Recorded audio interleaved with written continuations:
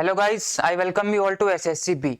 आज के इस वीडियो में हम फिर से चलेंगे अपने इकोनॉमिक्स के एक और टॉपिक की तरफ। जैसे कि आपको पता है इकोनॉमिक्स की सीरीज चल रही है और अपने अंतिम छोर पे है, यानी कि इकोनॉमिक्स अब आपके एसएससी और डिफेंस में जितनी पूछी जाती है और जो जो इंपॉर्टेंट फैक्ट्स और क्वेश्चंस हो सकते हैं वो सारे मैं इसमें करा रहा हूँ। और वो अब आपके अंतिम क्षणों में है, वो खत्म होने वाली है, कुछ ही लेक्चर्स में खत्म हो जाएगा धीरे धीरे। ठीक है, तो इसी कड़ी में आज मैं आपको पढ़ाऊंगा इसमें क्या टाइप्स ऑफ गुड्स। इससे पहले मैं आपको गुड्स के बारे में पढ़ा चुका हूँ, law of demand, law of supply, ये सब चीजें पढ़ा चुका हूँ। आज हम पढ़ेंगे टाइप्स ऑफ गुड्स, जो कि बहुत इंपॉर्टेंट चैप्टर है और बहुत छोटा सा टॉपिक है, बहुत बड़ा नहीं है, मुश्किल मुश्किल से 10 से 15 मिनट का ही रहेगा। तो इसको हम शुरू करते हैं, ज्यादा डिटेल्स में अभी बात नहीं करता हूँ, सीधे शुरू करता हूँ और अपनी वीडियो की तरफ बढ़ता हूँ। ठीक है, और आपको क्या करना है, आपको यहाँ दिख रहा है इस स्लाइड पे, आपको ये सब कुछ करना है और हम आगे बढ़ते हैं। आपको यहाँ से इंपॉर्टेंट नॉलेज जरूर मिलेगी, यहाँ से क्वेश्चंस बनते हैं। ठीक है, तो ये क्वेश्चंस, इस टॉपिक को आपको इग्नोर नहीं करना है, उसको पढ़ते चले जाना है और बहुत ईजी होता है। देखिए, इससे पिछले वीडियो हम पढ़ चुके हैं law of demand, law of supply, goods वगैरह सब कुछ पढ़ चुके हैं। तो आज मैं बताऊंगा आपको टाइप्स ऑफ गुड्स कि गुड्स कितने तरीके के गुड्स होते हैं और इसके क्या क्या प्रकार होते हैं। गुड्स मतलब वस्तु है। ठीक है, GOODS, ये गुड्स है, ये नाउन है यहाँ पे, इसका मतलब क्या है, वस्तु है। ठीक है, वस्तुओं के प्रकार आप बोल सकते हो, वस्तुओं के प्रकार। इसके प्रकार हम पढ़ते हैं आज क्या क्या होते हैं। देखिए, हम इकोनॉमिक्स से बात करते हैं, डिमांड एंड सप्लाई की ही बात करते हैं, बेसिक प्रिंसिपल उसी पे आधारित है सारे के सारे। और जितने भी वस्तुओं के लिए डिमांड हमारी होती है वो सारी की सारी हमारी प्राइस पे डिपेंड करती है कि प्राइस घट रहा है तो हमारी डिमांड घट भी सकती है, बढ़ भी सकती है, और प्राइस बढ़ रहा है तो हमारी डिमांड बढ़ भी सकती है, घट भी सकती है। वो सब क्या होता है, कैसे होता है, हम आगे देखते हैं। तो इसी के साथ साथ, प्राइस के साथ साथ किसी वस्तु के लिए डिमांड हमारी इनकम के आधार पे भी घटती बढ़ती है। मेरी इनकम बढ़ेगी तो हो सकता है कि चीज के लिए डिमांड घट जाए या बढ़ जाए, इनकम घटे तो हो सकता है किसी वस्तु के लिए मेरी डिमांड बढ़ जाए या घट जाए। तो बेसिकली मैं ये बताना चाहता हूँ, ये कन्वे करना चाह रहा हूँ कि डिमांड हमारी किसी भी गुड्स के लिए या किसी भी वस्तु के लिए हमारी इनकम या फिर उस वस्तु के प्राइस पर मेजरली डिपेंड करती है। ठीक है, टेस्ट प्रेफरेंसेस पे डिपेंड तो करती ही है। मेजरली हम लोग अगर गुड टाइप्स ऑफ गुड्स को डिवाइड करेंगे तो इनकम डिमांड और क्रॉस डिमांड के आधार पे करेंगे। इनकम डिमांड मतलब जहां पे हमारी इनकम को बेस मान के चला जाएगा, तो इनकम डिमांड वाली वस्तुएं हो जाएंगी एक, दूसरी हो जाएंगी क्रॉस डिमांड वाली वस्तुएं, मतलब इसमें हम लोग प्राइस को बेस मान के एक तरीके से चलते हैं। समझ रहे हैं इस चीज को। टाइप्स ऑफ गुड्स को हम बांटेंगे तो एक हम इनकम डिमांड के आधार पर बांटेंगे, यानी कि इनकम के आधार पर क्या डिमांड हो रही है, दूसरी हम क्रॉस डिमांड के आधार पर बांटेंगे, यानी कि प्राइस के आधार पर क्या डिमांड है, किस तरीके से डिमांड है, उस पर बेस्ड जो वस्तुएं होती हैं वो। तो ये दो तरीके की वस्तुएं होती हैं, इनकम डिमांड और क्रॉस डिमांड। इनको फर्दर डिवाइड किया जाता है। इनकम डिमांड को अगर आप आगे क्लासिफाई करोगे तो ये दो तरीके की वस्तुएं होती हैं, एक होती है नॉर्मल गुड्स, एक होती है इंफीरियर गुड्स।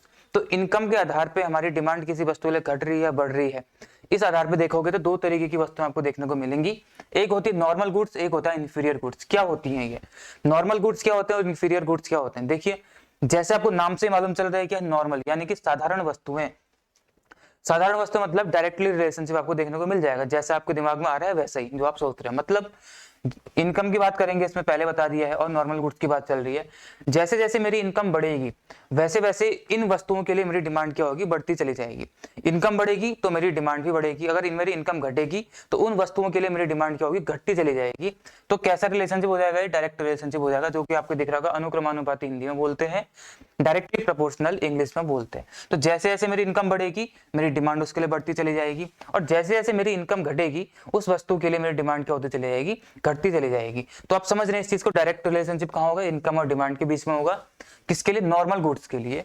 ठीक है, इनकम बढ़ी तो डिमांड बढ़ी, इनकम घटी तो डिमांड घटी, तो इसको क्या बोलेंगे हम लोग, पॉजिटिव रिलेशनशिप, क्योंकि दोनों एक ही दिशा में जा रहे हैं, ये भी एक ही दिशा में है, ये भी उसी दिशा में है। अगर ये नीचे की तरफ है तो ये भी नीचे की तरफ है, तो ये क्या हो जाएगी, आपकी पॉजिटिव रिलेशनशिप हो जाएगी।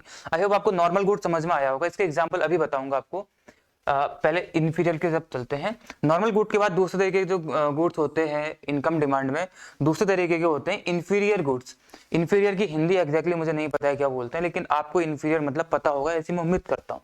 तो क्या होते हैं इंफीरियर गुड्स, ठीक नॉर्मल गुड्स का उल्टा, यानी कि यहाँ क्या था, इनकम बढ़ेगी तो डिमांड बढ़ेगी, लेकिन यहाँ क्या होगा, इनकम बढ़ेगी तो डिमांड घट जाएगी मेरी। जैसे जैसे मेरी इनकम बढ़ेगी उस वस्तु के लिए मेरी डिमांड घट जाएगी, और अगर मेरी इनकम घटेगी तो उस वस्तु के लिए मेरी डिमांड क्या हो जाएगी, बढ़ जाएगी। तो ऐसे जो भी वस्तुएं होंगी वो क्या कहलाएंगी, आपकी इंफीरियर गुड्स कहलाएंगी। इंफीरियर गुड्स कौन सी वस्तुएं होती हैं, वो वस्तुएं जिनके लिए मेरी डिमांड बढ़ जाएगी अगर मेरी इनकम घटे, और मेरी डिमांड घट जाएगी अगर मेरी इनकम बढ़े।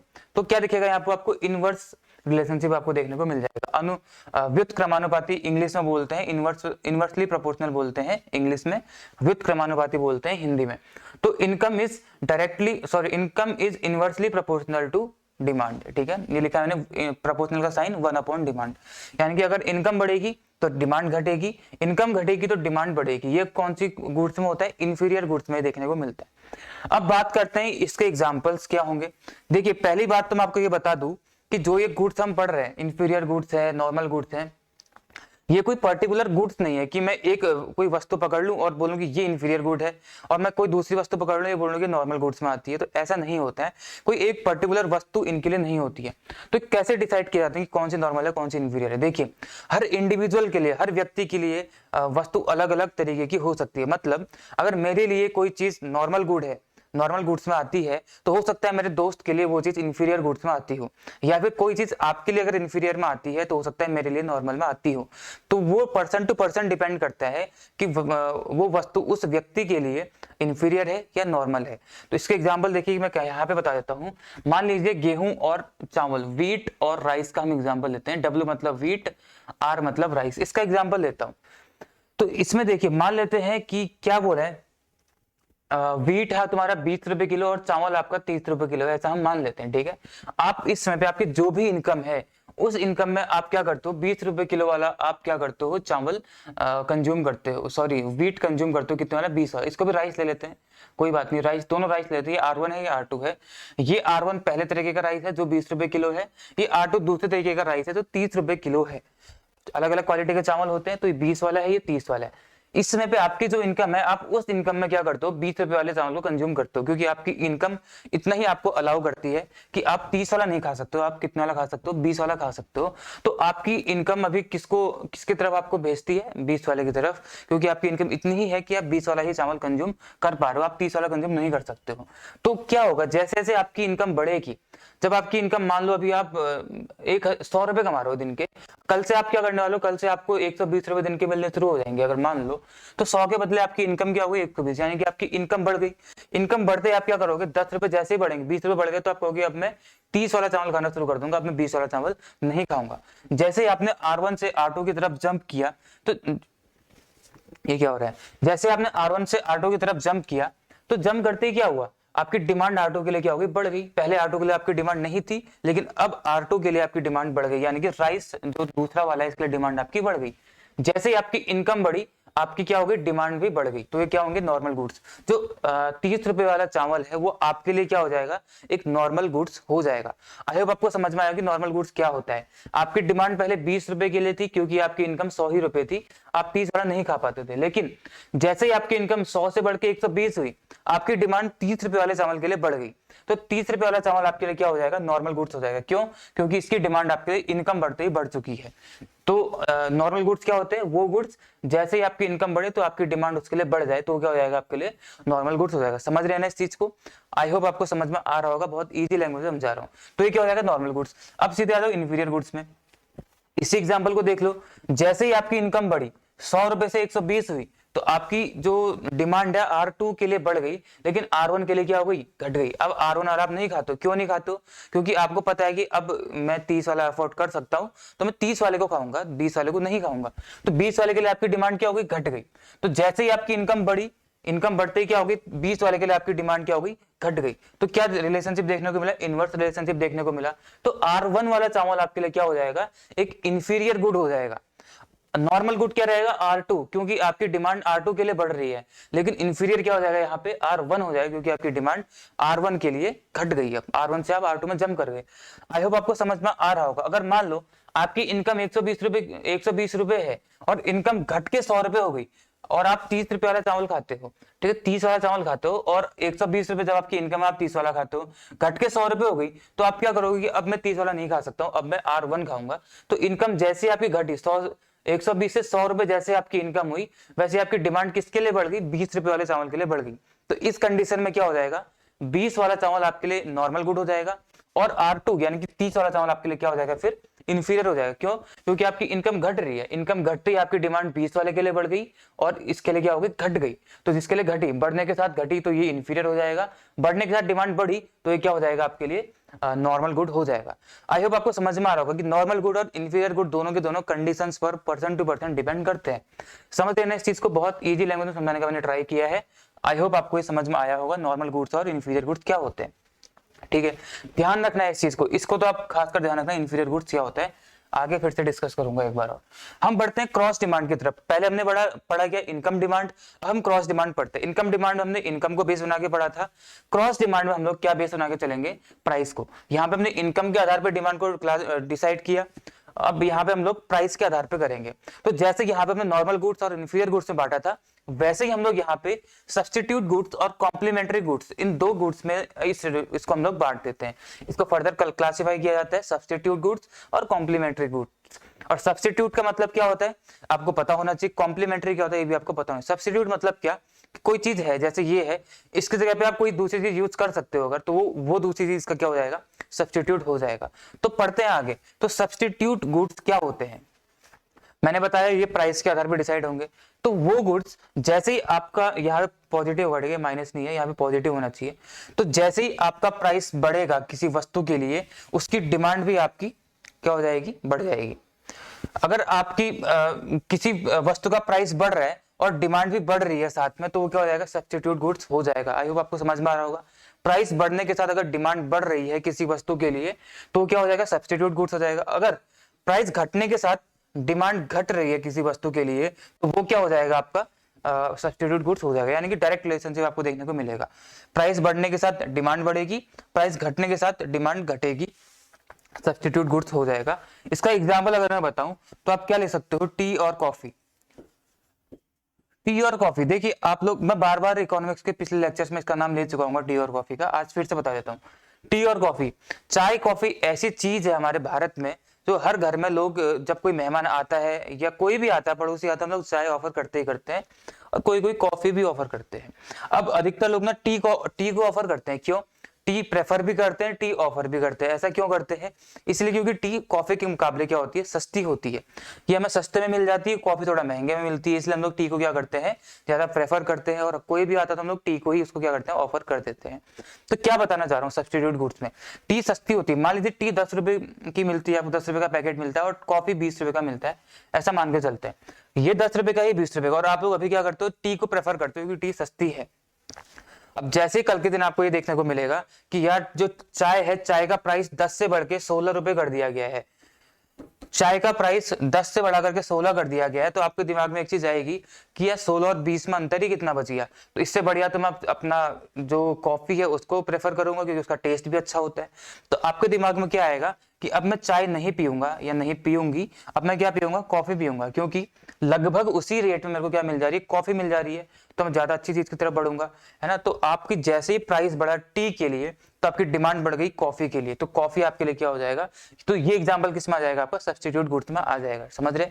तो जैसे आपका प्राइस बढ़ेगा एक चीज के लिए, तो दूसरी चीज की डिमांड आपकी बढ़ जाएगी। क्यों बढ़ी, क्योंकि लगभग बराबर रेट्स दिख रहे हैं, तो आपको लगेगा कि यार मैं कॉफी ही पीऊंगा, अब मैं चाय नहीं पीऊंगा, तो मेरे को ज्यादा ही पैसे खर्च करने तो मैं कॉफी पी लूंगा, चाय क्यों पीऊं।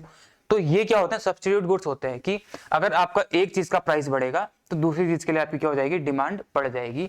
और अगर प्राइस घटेगा, अगर मान लो चाय का प्राइस घट गया, वापस 16 से 10 में आ गया, तो अगेन आप लोग क्या करोगे, कॉफी की तरफ, कॉफी को पीना बंद कर दोगे और चाय की तरफ बढ़ना शुरू कर दोगे। क्यों, क्योंकि अगेन यही सोचोगे आप कि यार 16 से 10 रुपए हो गया, 6 रुपए कम हो गया, तो अब मैं फिर से चाय के लिए अपनी डिमांड को बढ़ा दूंगा। समझ रहे हैं इस चीज को। तो यहाँ पे क्या बढ़ जाएगी, डिमांड आपकी चाय के लिए फिर से बढ़ जाएगी और कॉफी के लिए घट जाएगी। तो ये क्या एग्जांपल दिखा आपको, ये पूरा का पूरा ये सब्स्टिट्यूट गुड्स का एग्जांपल आपको देखने के लिए मिल जाएगा। आगे बढ़ते हैं, मुझे लगता है समझ में आया वो टी और कॉफी। देखिए ये दोनों सब्स्टिट्यूट्स होते हैं, और अपने मन में सोचोगे और क्या क्या चीजें सब्स्टिट्यूट होती हैं एक दूसरे की। हम देखते हैं आगे, कॉम्प्लीमेंट्री गुड्स की तरफ बढ़ते हैं। ये है कॉम्प्लीमेंट्री गुड्स। कॉम्प्लीमेंट्री गुड्स क्या होता है, जो एक के साथ दूसरा यूज किया जाता है, यानी कि अगर एक चीज यूज करी जा रही है तो उसके साथ हमें दूसरी चीज को यूज करना ही करना पड़ेगा, ये हमारी मजबूरी बन जाएगी, तो वो होते हैं कॉम्प्लीमेंट्री। तो कॉम्प्लीमेंट्री गुड्स के लिए देखते हैं क्या होता है। कॉम्प्लीमेंट्री गुड्स में क्या होता है, अगर एक चीज का प्राइस बढ़ेगा तो दूसरी चीज की डिमांड क्या हो जाएगी, ऑटोमेटिकली घट जाएगी आपकी। अगर एक चीज का प्राइस बढ़ा तो दूसरी चीज की डिमांड घट जाएगी, और अगर एक चीज का प्राइस घटा तो दूसरी चीज की डिमांड क्या हो जाएगी आपकी, बढ़ जाएगी। ये आपको क्या रिलेशनशिप देखने को मिलेगा, नेगेटिव रिलेशनशिप देखने को मिलेगा। ये था पॉजिटिव डायरेक्टली रिलेशनशिप पॉजिटिव होता है, ये इनवर्स रिलेशनशिप है तो ये आपको क्या दिखेगा, नेगेटिव रिलेशनशिप देखने को मिल जाएगा। रिलेशनशिप पूरे तो संबंध इनके बीच में। तो जैसे प्राइस बढ़ेगा डिमांड घट जाएगी और प्राइस घटेगा तो डिमांड बढ़ जाएगी। ये कौन सा रिलेशनशिप है, इनवर्सली रिलेशनशिप है किसके, कॉम्प्लीमेंट्री गुड्स के बीच। इसका एग्जांपल क्या हो सकता है, इसका एग्जांपल देखो यहाँ पे लिख देता हूँ ऊपर पे, कार और पेट्रोल का ले लो, गाड़ी या पेट्रोल या कार और पेट्रोल ले लो।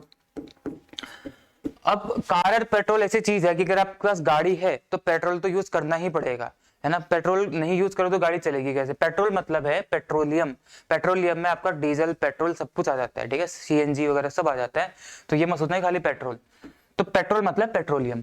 तो कार और पेट्रोल, अगर कार आपके पास है तो पेट्रोल यूज करना ही पड़ेगा। लेकिन अगर आप ये मान के चलो कार के प्राइस अगर बढ़ जाते हैं, जैसे ही कार के प्राइस बढ़ेंगे तो बढ़ने के साथ क्या होगा, लोग सोचेंगे यार कार बहुत महंगी हो रही है, अब मैं कार नहीं खरीदूंगा, अब मैं साइकिल खरीदूंगा। तो कार जैसे ही आपकी कार महंगी हुई, आपने कार की डिमांड घटाई, तो यहाँ पेट्रोल की डिमांड भी ऑटोमेटिकली क्या हो जाएगी, घट जाएगी। क्यों, अब जब आपके पास गाड़ी ही नहीं है तो आप पेट्रोल भी नहीं भरोगे, जाहिर सी बात है। अब खाली खाली जार में भर के घर पे तो रखोगे नहीं, है ना। तो वही चीज है, अगर आपके पास कार नहीं खरीदोगे, यानी कार के अगर आपने प्राइस बढ़ा दिए तो मार्केट में कार को लोग खरीदना बंद कर देंगे। उसके साथ साथ आपके पेट्रोल के प्राइस मतलब पेट्रोल की डिमांड भी घट जाएगी।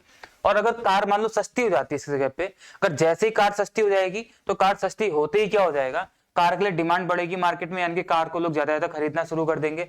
और अगर गाड़ियां ज्यादा खरीदना शुरू करेंगे तो जाहिर सी बात है पेट्रोल भी भरना ही पड़ेगा, पेट्रोल भरेंगे तो पेट्रोल की डिमांड भी बढ़ जाएगी। तो ये क्या होते हैं, कॉम्प्लीमेंट्री गुड्स, जिसमें अगर एक का प्राइस बढ़ेगा तो दूसरे की डिमांड घटेगी, और अगर एक का प्राइस घटेगा तो दूसरे की डिमांड बढ़ेगी, ठीक है। तो ये रिलेशनशिप कहाँ देखने को मिलता है आपको, कॉम्प्लीमेंट्री गुड्स में देखने को मिलता है। आई होप आपको चारों के चारों समझ में आए होंगे, normal goods, inferior goods, substitute goods और कॉम्प्लीमेंट्री गुड्स। यहाँ पे हम दो दो के पेयर में चीजें लेके चलते हैं, सब्स्टिट्यूट्स में और कॉम्प्लीमेंट्री में, ठीक है। यहाँ पे भी एक का प्राइस बढ़ेगा तो उसका असर दूसरे पे देखने को मिलेगा, उसका भी प्राइस, उसकी डिमांड बढ़ेगी। अगर एक का प्राइस घटेगा तो दूसरी वस्तु का डिमांड क्या हो जाएगा, घट जाएगा। यहाँ पे क्या कॉम्प्लीमेंट्री में एक का प्राइस बढ़ेगा तो दूसरे की डिमांड घटेगी, एक का प्राइस घटेगा तो दूसरे की डिमांड बढ़ेगी। ये कॉम्प्लीमेंट्री में होता है। आई होप आपको ये समझ में आया होगा स्लाइड में सब कुछ। एक लास्ट तरीके के गुड्स और देख लेते हैं, जो है आपके गिवन गुड्स, यहाँ पे लिखा हुआ है। गिवन गुड्स एक तरीके से इंफीरियर गुड्स ही होते हैं, लेकिन नॉर्मल इंफीरियर गुड्स की तरह वो नहीं होता, थोड़ा सा चेंज होता है। क्या होता है, सबसे पहली बात, ये लॉ ऑफ डिमांड आपने पढ़ा था स्टार्टिंग में, मैंने आपको बताया था लॉ ऑफ डिमांड, उसका ये एक्सेप्शन है। लॉ ऑफ डिमांड में क्या होता है, जैसे जैसे आपका प्राइस बढ़ता है आपकी डिमांड घट जाती है, और अगर प्राइस घटता है तो आपकी डिमांड बढ़ जाती है। लेकिन ये उसका एक्सेप्शन है, यहाँ पे ठीक उसका उल्टा देखने को मिलेगा। वहां क्या होता था लॉ ऑफ डिमांड में, प्राइस बढ़ता था तो डिमांड घटती थी, और अगर प्राइस घटता था तो डिमांड बढ़ जाती थी। लेकिन यहाँ पे ऐसा नहीं होगा, यहाँ पे इसका ठीक उल्टा होगा। यहाँ पे क्या हो जाएगा, यहाँ अगली लाइन पे लिखा हुआ है, जैसे जैसे प्राइस इंक्रीज होगा तो डिमांड भी इंक्रीज होगी, और अगर प्राइस डिक्रीज होगा तो डिमांड भी क्या हो जाएगी, डिक्रीज हो जाएगी। जो मैं यहाँ पे लिख रहा हूँ, अगर आपका प्राइस इंक्रीज होगा तो इसके साथ साथ डिमांड भी इंक्रीज हो जाएगी, और अगर प्राइस डिक्रीज होता है तो डिमांड भी आपकी क्या हो जाएगी, डिक्रीज हो जाएगी। तो ये रिलेशनशिप आपको देखने को मिलेगा कहाँ पे, गिवन गुड्स में देखने को मिलेगा। ठीक लॉ ऑफ डिमांड का उल्टा है, आप देख सकते हो वहां पे कि क्या एग्जांपल्स होंगे, अभी आपको बताऊंगा किस तरीके से होता है। तो ये हो गया लॉ ऑफ डिमांड का एक्सेप्शन है, और ये लाइन मैंने यहाँ पे आपको लिख के दिखा दी है। It is necessary to change income and price together. इस कंडीशन में क्या होता है, चेंज प्राइस में और इनकम दोनों में चेंजेस आपको देखने को मिलते हैं, तब जाके कोई वस्तु आपके लिए गिवन गुड्स की कैटेगरी में आती है। यानी कि आपकी इनकम भी चेंज हो रही होगी, आपके प्राइस भी चेंज हो रहे होंगे, तभी आएगा। Inferior goods are also known as given goods. Given goods ही इंफीरियर गुड्स होते हैं, लेकिन सारे के सारे गिवन गुड्स नहीं होते हैं, नॉर्मल गिवन गुड्स नहीं होते हैं, कुछ गिवन गुड्स होते हैं जो इंफीरियर गुड्स में आते हैं। तो बताता हूँ आपको कि क्या हो सकता है। देखिए इस चीज को समझना कि आपकी प्राइस बढ़ेगा तो डिमांड बढ़ेगी, प्राइस घटेगा तो डिमांड घटेगी। किस तरीके से होगा ये देखो। देखो क्या होता है, व्हीट और चावल का एग्जांपल ले लेता हूं। देखिए व्हीट यहां लिख क्यों रहा है, व्हीट और राइस, ठीक है, ये है व्हीट, ये है राइस। इसका एग्जांपल लेते हैं।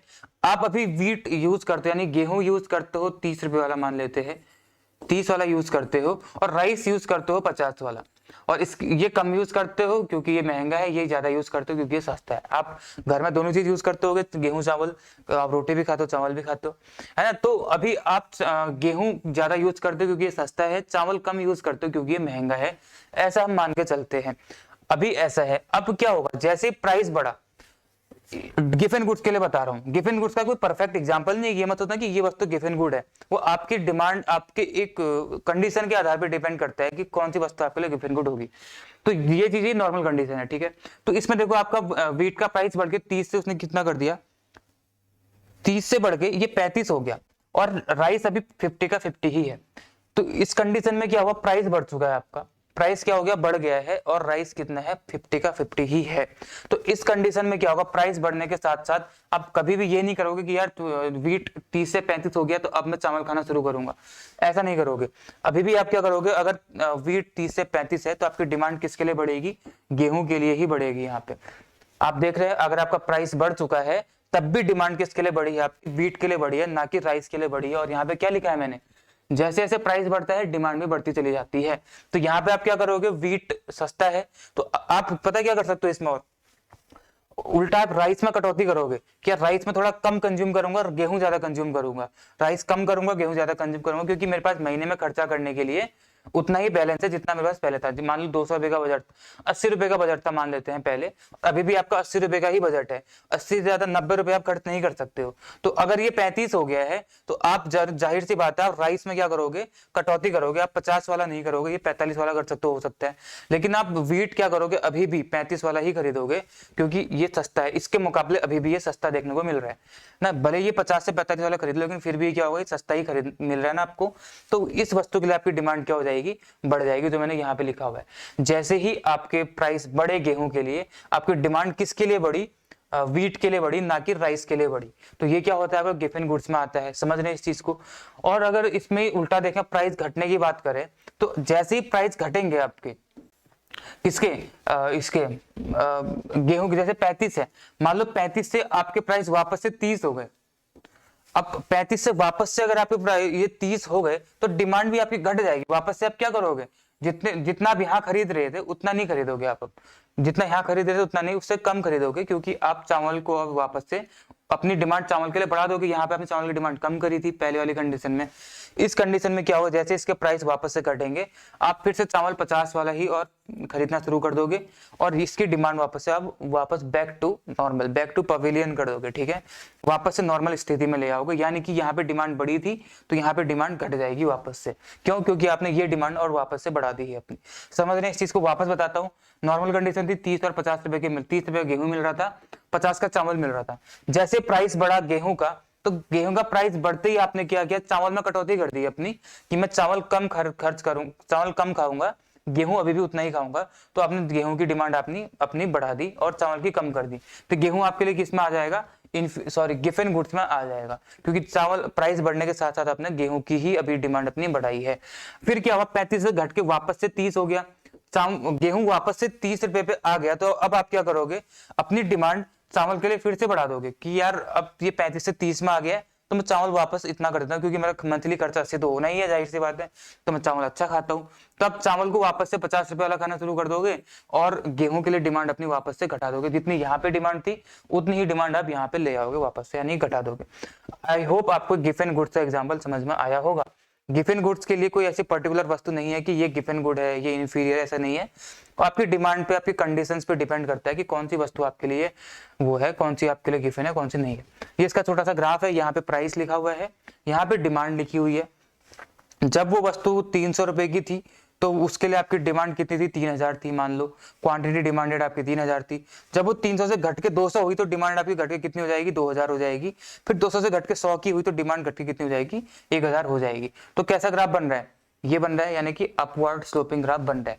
आपको पता होगा लॉ ऑफ डिमांड ग्राफ कैसा बनता था, ऐसा बनता था, डाउनवर्ड स्लोपिंग बनता था लेफ्ट टू राइट। लेकिन ये कैसा बन रहा है, अपवर्ड स्लोपिंग। यहाँ से लेफ्ट टू राइट देखोगे, ये लेफ्ट है आपका, ये राइट है, ये क्या है, अपवर्ड स्लोपिंग है। अगर आप अपवर्ड स्लोपिंग है, अगर आप लॉ ऑफ डिमांड का ग्राफ देखोगे जो मैंने बताया था पहले, तो लेफ्ट टू राइट कैसा होता है, डाउनवर्ड स्लोपिंग होता है। तो इसलिए बोलते हैं कि ये एक्सेप्शन है किसका, लॉ ऑफ डिमांड का। तो ये सब चीजें थी इसमें जो आपको समझ में आया होगा, ऐसी मैं उम्मीद करता हूँ। आज के इस वीडियो में हमने क्या क्या देखा, आज के इस वीडियो में हमने देखा सबसे पहले आपके टाइप्स ऑफ गुड्स देखे, नॉर्मल गुड्स देखे, इंफीरियर गुड्स देखे, सब्स्टिट्यूट गुड्स देखे, कॉम्प्लीमेंट्री गुड्स देखे, उसके बाद हमने क्या देखा अपना आपका ये लास्ट वाला गुड्स देखा, गिवन गुड्स देखा। आई होप आपको ये सारा बहुत इजीली समझ में आ गया होगा, कोई दिक्कत आपको इसमें नहीं रही होगी। ठीक है, फिर ऐसे ही आपको और लेक्चर्स में मिलते रहेंगे। आपको पता है जैसे कि हम डेली लाइव आते हैं शाम को 4 से 5, जिसमें हम एफकेट की फ्री क्लासेस चला रहे हैं, जीके का सेक्शन में लाइव रहता है। ठीक है, तो आप हमें जोड़ेंगे, वहां पे हमसे जुड़ेंगे, ज्वाइन रहेंगे, आपको काफी कुछ सीखने को वहां पे मिलेगा, ऐसे हम उम्मीद करते हैं। ठीक है, तो फिर मिलते हैं आपसे अगले वीडियो में, अगले लेक्चर में। तब तक जय हिंद, जय भारत।